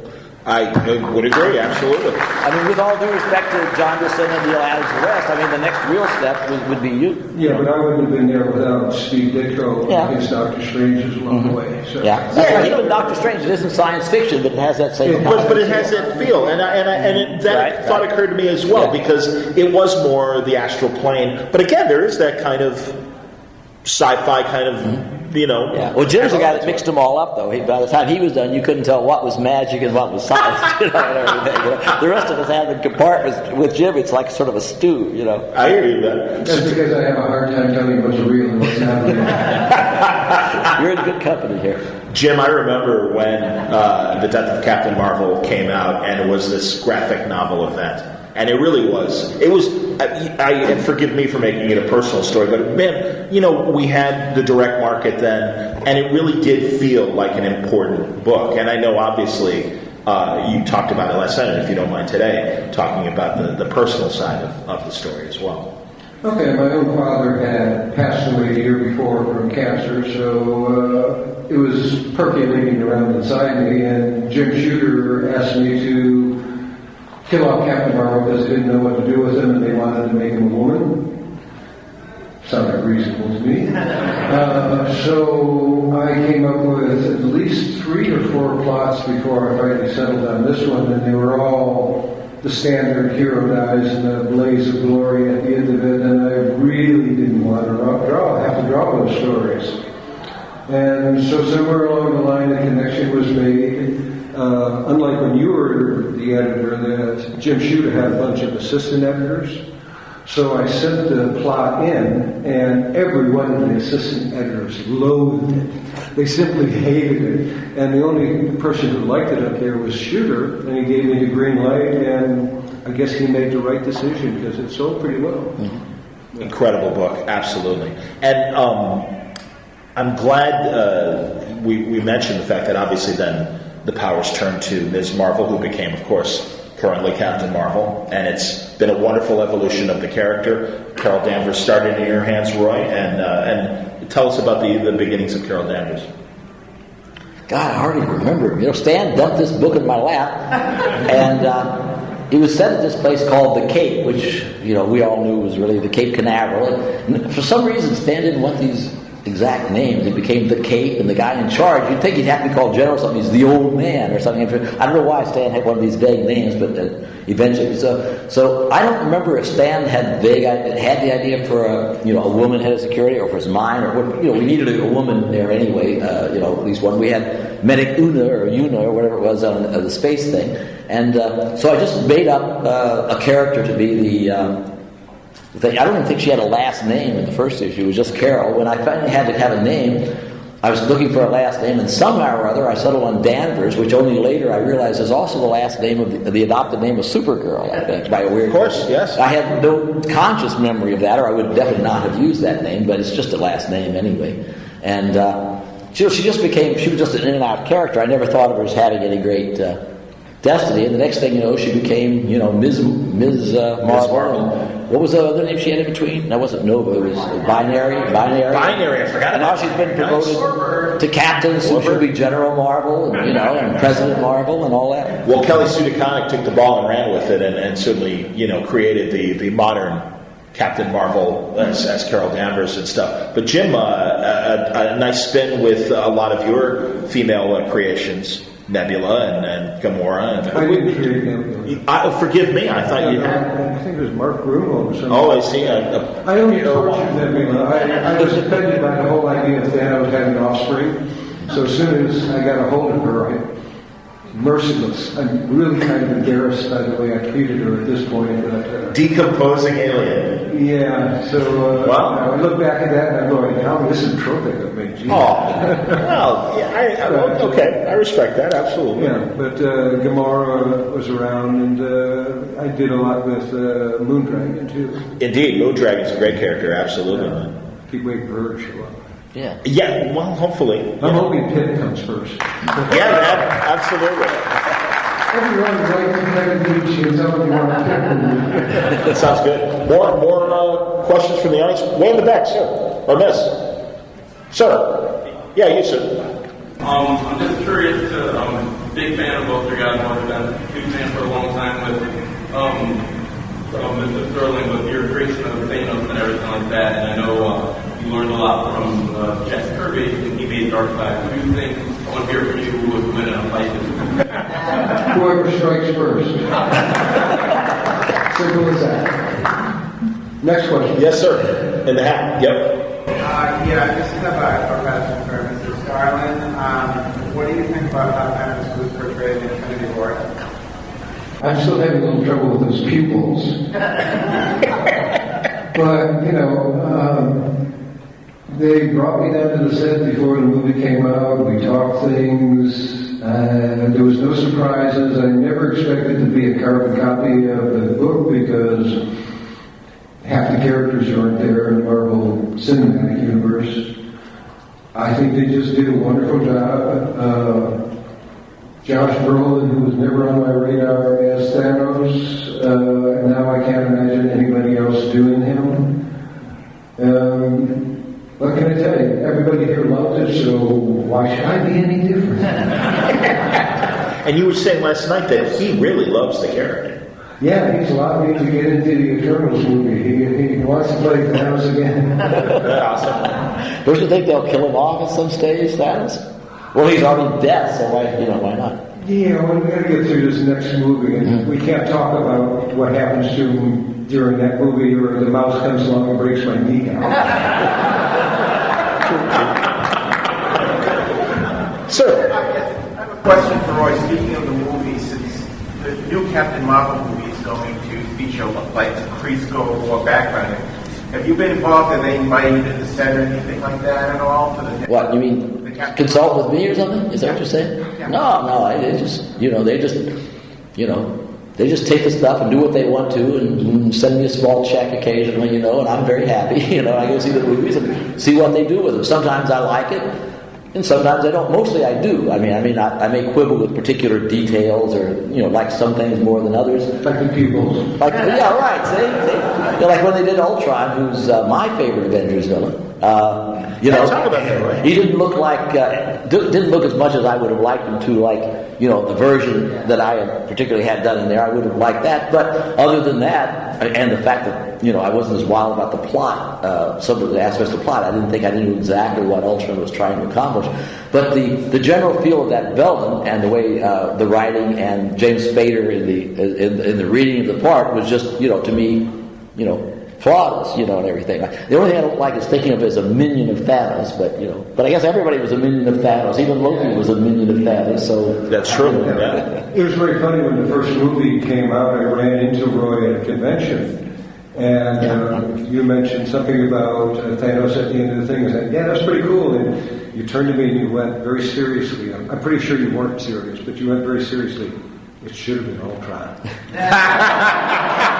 And the very next movie, it was Ultron. I was probably serious, but not that I didn't think Thanos, also made a great villain. But to me, Ultron became sort of, by accident. It was intended to be my idea of a good villain. But they're both good. They both got their shot. In my case, I guess due to Joss Whedon, who particularly wanted to do it. There was nothing level about Ultron and even the Vision, but especially Ultron being a part of the second movie, and that was one of his conditions for doing it. Who was the person who got Thanos started? Because that was started. Was it also? Yeah, Whedon. Yeah, because it was before. Two in one hand, only he threw it in. And he just recently said he had no idea what he was going to do with Thanos. Mm-hmm. He said. Had absolutely no concept of. I figured I'd work myself into a corner. Fortunately, he left the movies, and so the other guys, the Russos took care of it from there. Yeah. But we both owe Whedon. So let's see who who's left to be. If they do another Avengers movie after that, who will be the next big bad? The next big. The next big Avengers. Kang. Yeah, Kang would be good. Absolutely. Yeah, because there aren't that many wonderful Avengers villains to be. Of course, that I haven't, seen everyone. And but you're right. Kang would be great. He could be Dr. Doom, or he could not be Dr. Doom. Well, that's true. Yeah. But with time travel, you could even maybe go back to some of the great Golden Age characters, which would be kind of interesting too. Don't get me wrong. Roy and I are the only ones who are little. I'm waiting for the Fox deal and have Galactus come back. Of course, yes. You didn't like the way they did Galactus in the Mr. Cloud. Yeah. I think you should find the same, whatever the villain was for the Green Lantern movie. He was the same guy. The two nebulous clouds could fight each other and produce a rainstorm. Oh, that's a really scary, puffy villain. Yeah. Two mistakes of the same kind in two different studios. Sponsored by the Weather Channel. Right. Absolutely. Miss, in the back with the glasses. Yes, miss. Okay. I love Infinity Watch, Mr. Starlin. It's one of my favorite stories. And I just wanted to know why, when you split the gauntlet and gave everyone a gem, did you know who you wanted to give it to personally? Like, did you know? Yeah, I made those choices. So somewhere along the line, I figured out I knew what I was doing. But no, they were all characters that I had been associated with in the past, and they were just people that I thought would work together interestingly because they wouldn't work together well. And, I just had to go somewhere with them, and so splitting them up would seem like the best idea. And as you remember from the first issue, Warlock gives them away and then goes, you're on your own, and left. And so it was going to be a book that worked against expectations from the start. Sir? How did you end up with Warlock? Yes, I'm glad you asked that. Let's get into Warlock. I had left Marvel and Captain Marvel and gone over to DC for a while and came back and talked to this gentleman here one afternoon, and he said, why don't you go home and figure out what you want to do next? And I had a box of comics back at my apartment, and it was another beautiful Gil Kane design character. So I went back there the next day, and you just told me to go at it. Yeah. And I sat down that night and drew the first page. Yeah, because the Warlock, I wish I had, in my own way, I wanted to continue the version that Gil and I had done with the Counter-Earth kind of stuff. I enjoyed it. But once I wasn't doing it anymore, and it kind of ran out of steam, there was no sense in, trying to perpetuate that if you had another idea. I think the only thing I ever disagreed with was you wanted to take the lightning bolt off it. I got on but as soon as possible, it was probably about 3 minutes after I left as editor-in-chief, probably. I don't know if I'd let you do that. The second issue. Maybe the second issue, okay. But it was really interesting because it was such a cosmic thing, and I didn't have to wrestle with, I'm going to have trouble with Stan over all this religious stuff he wants to do, because I'm gone. Let Marv Wolfman wrestle with it. And they were so busy getting used to their job that nobody paid any attention. Yeah, by the time Len got used to it, he's gone. Then Marv was in it, so you could sort of run your own and everything. And eventually, it became a real, classic series of books. It always was. Just took a while to recognize. The interesting thing is, I know this for a fact that this is not to dare you because I've had worse sellers, but it wasn't even a good seller the first time around. Jerry Conway, when he was in there for about 3 weeks as editor-in-chief, he told me that he looked up sales here. He had sold less than Golem, which was a series that had followed. But it doesn't matter because in the long run, it's been a huge hit. Because, with all the reprintings and everything that's come out of it, and, you can't, at one time, the only judgment we had was, what did it sell this month, and then we're on to the next, and if it didn't sell this month in this issue, it's a failure forever. Nowadays, you can look at the long picture and say Warlock, was a huge hit, and which is nice. Do you remember why it eventually got canceled, though? I was going with that. But they ran out of paper in Canada from the company, and they had to cancel like 3 or 4 books at the time. When was this, 70 what? I'm no good at you. Okay, all right. But I remember War of the Worlds got canceled, Warlock got canceled, I'm sure Gollum must have been there too. Well, Gollum was gone long ago. Oh, maybe Gollum was gone, but there was about 3 or 4 books that they canceled just because there was no paper to print. Probably read some in the Invaders. Yeah. There you go. Jeez. I want to ask you guys about Epic Illustrated because when and also the black and white period as well, the magazines, because a lot of cosmic stuff. Star-Lord came from the black and white magazines, of course, and Epic Illustrated I always thought was cool. And I don't know how much you guys contributed to that portion of Marvel Cosmic, but I always thought that was really ambitious. World-building storytelling. You were gone by then. By Epic. Yeah. Archie was the editor, and so was Shooter, who put Archie into that. Mm-hmm. Yeah, I wasn't sure in the story. No, I had nothing. I had stuff in it. I had I had an Elric adaptation in it, and then I did a 4-part adaptation of Almuric, the novel by Robert E. Howard, which was sort of half Conan, half John Carter of Mars. And cool. But that was really my only. I never just tried to submit anything else to it. And Dreadstar started in the first issue. Of course, yes. Yes, absolutely, Dreadstar. Smattering of applause for Dreadstar. By the way, I would take this moment to shamelessly plug the fact that next year, about at this time, I will have a complete collection of all the Dreadstar stories I ever wrote. I was horrified to find out it's over 1,200 pages. Wow! So next year at this time, I'm working through color corrections at this point. That's awesome, man. Honestly, again, a really significant period. That 80s black and white period and stuff was amazing. And I'd forgive me if it wasn't always black and white, but I was considered part of that era, Dreadstar and everything. And just was Dreadstar in black and white partly, or was it all color? It started off in 3 sections of Metamorphosis Odyssey, black and white. Archie needed color fill in because he wasn't enough pages. It became color.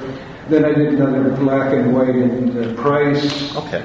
I thought I remembered some black and white. Yeah, that's There's a lot of black and white. And it will stay that way when it comes out. Yeah, you don't want to feel like Colorado. You don't want to change around. It's There you go. what it is. Yeah, keep it pure, absolutely. Man. Because it went through all sorts of different stages. It was painted, we went up to ink, we had that hand separation stuff, went over to first, where they had that experimental strange coloring thing. Yes.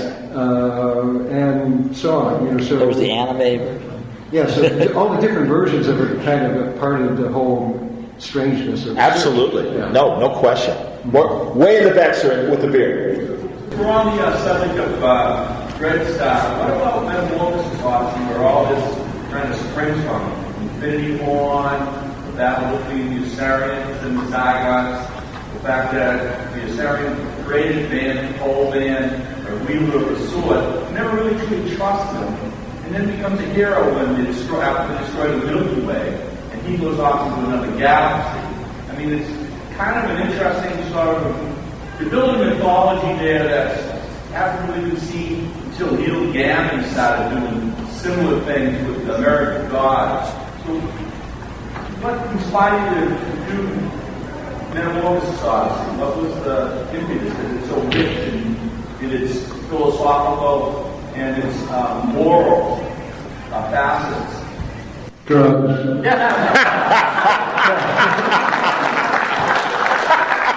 I like the applause for drugs. Very Seriously, it's just I like complicated stories. I like complicated characters. Batman's much more interesting to write than Superman. The quirkier they are, the more interesting it is where you can take them. And Dreadstar was a guy who started off tremendous amount of guilt. Contradictory motivations as you go through. His parents were killed by polar bears. In response, he decimates the entire population of polar bear cat on this planet before he's driven off. So he's not a hero. He's just a very tough guy with very complicated motivations, and I just found him interesting doing it that way. Okay, we got time for probably one more question. Sir, go ahead. Did the Dreadstar saga ever come to a close when you said you have 1,200 pages? Because I never followed it to the end. I remember the first one. Yeah, we have a bit of a closing on a lot of the characters. Left some things open. Peter David did some writing on it afterwards where some of the core characters went off. I'll be leaving it like that. We're probably not going to go into the Peter David stuff in this collection because legal complications. But basically, a number of the characters like Ultraviolet, Syzygy, and a couple other ones came to the complete end of their story. So choosing this particular run will give it a nice ending to, it'll give it a package that feels like it's complete. So that's why I've chosen those. All right, Captain America, close us out. Are there any key characters or stories that you had thought about or developed at some point in your career as Roy and Jim? Marvel, DC, anywhere that you never got to do and you just wish you had done at some point? In my case, I'd like to write about 500 more issues of All-Star Squadron and and Conan. Other than those three things, I don't really think in those terms that much anymore. I just read history nowadays. I had a submariner story I wanted to do for Marvel after 9/11, but it wasn't Patriot big enough, and so they just let me sit around for a year and a half and never improved it. Man. Well, gentlemen, thank you for your world building. Thank you for your contributions to the comic culture. And thank you for this great conversation. I was happy to be a fly on the wall. Thank you very much. Herding cats up here.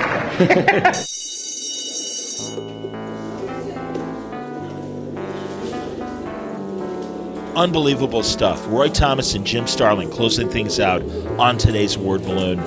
A great conversation about a lot of science fiction work that came out of Marvel.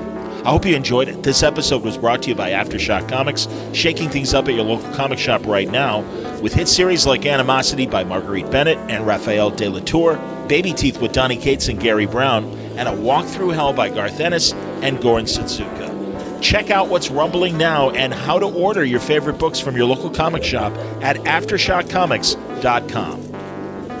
Thanks again for listening to Word Balloon today. Great stuff still to come. Can I tell you who's already in the can and can't wait to share with you coming up? How about Alex Ross? How about Ben Blacker is back to talk not only about some new comic book projects he has at Vertigo and at Marvel, but also a look at what's going on in the television world right now. Our dear friend Ashley Robinson is back to talk about a new Kickstarter that she and Jason Inman have working, a new book called Science, kind of a Starfleet Academy, Harry Potter sort of pastiche. I'll let her explain when you hear that episode. But Brian Hitch is coming up. Yeah, Brian Hitch. How about that, man? Unbelievable conversation. In fact, that's the next episode of Word Balloon. Stay tuned for that. That's going to be great. We talk about the Ultimates line, and not only that, but lots of other great things. Of course, Brian is kicking it on Hawkman right now for DC. He's got some amazing plans for DC in the future. And we also talk about his storyboard work on, of all things, Doctor Who and Star Trek. Who the hell knew? I didn't know. He worked on the J.J. Abrams movie. Did you know that? He also worked on Doctor Who in its first season with Chris Eccleston and produced by Russell T. Davies. I didn't know that. Well, now I'll share those stories with you and Brian Hitch on the next episode of Word Balloon. I hope you'll join me. Lots of really great characters. Well, they are characters. They're creators, but they are characters. And you know from their conversations here on Word Balloon. Some old-time favorites are coming back, some great new people as well. And very, very excited about what I have for you in store for the rest of September, going into October. And we still have Terrificon panels to release. Man, I am. It's an embarrassment of riches as far as conversations here at Word Balloon. Really happy to share them with you. Until next time, Word Balloon is a copyright feature of Shaky Productions, copyright 2018.